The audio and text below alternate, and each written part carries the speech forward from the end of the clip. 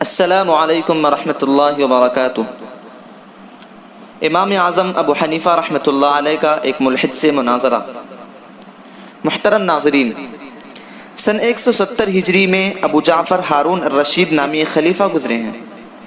ایک مرتبہ ان کے دربار میں ایک زندیق آیا جس کا یہ عقیدہ تھا کہ یہ نظام کائنات خود بخود چلتا ہے، اس کا کوئی چلانے والا نہیں ہے۔ وہ دربار میں بآواز بلند کہنے لگا کہ اے خلیفۃ المسلمین، آپ کیوں ایسی غیبی ذات کے غلام بنے ہوئے ہیں جو کبھی نظر ہی نہیں آئی؟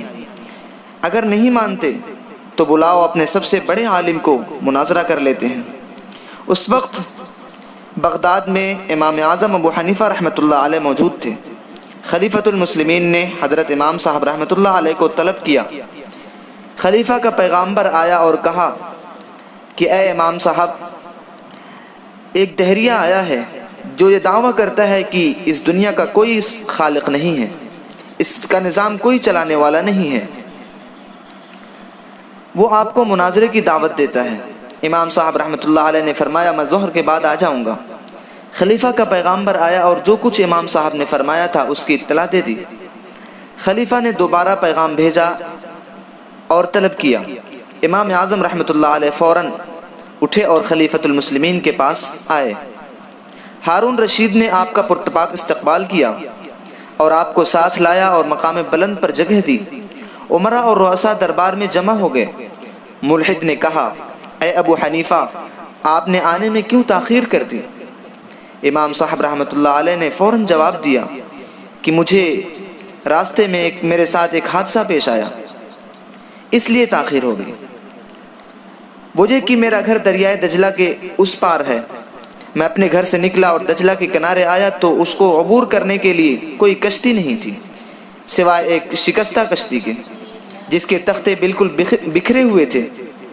جو ہی میری نگاہ اس پر پڑی، تختوں میں اضطراب پیدا ہو گیا۔ پھر انہوں نے حرکت کی اور اکٹھے ہو گئے اور ایک دوسرے میں پیوست ہو کر ایک صحیح سالم کشتی تیار ہو گئی۔